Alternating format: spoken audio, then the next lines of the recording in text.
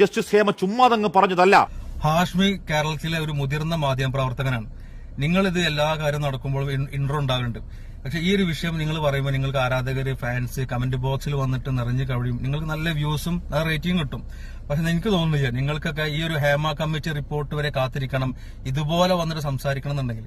നിങ്ങൾക്ക് ഇതിന് മുമ്പ് പറഞ്ഞ കാര്യങ്ങളല്ലേ ഈ സിനിമാ മേഖലയിൽ ഇത്തരം ചൂഷണം നടക്കുന്നുണ്ട് എന്നുള്ളതൊക്കെ അല്ലെ.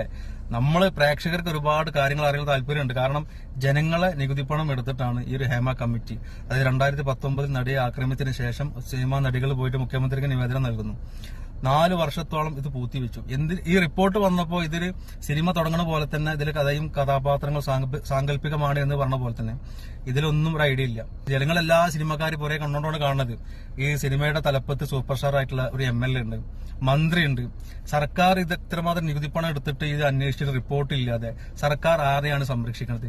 സർക്കാർ ഇതിലുകൊണ്ട് നേട്ടം എന്താണ്?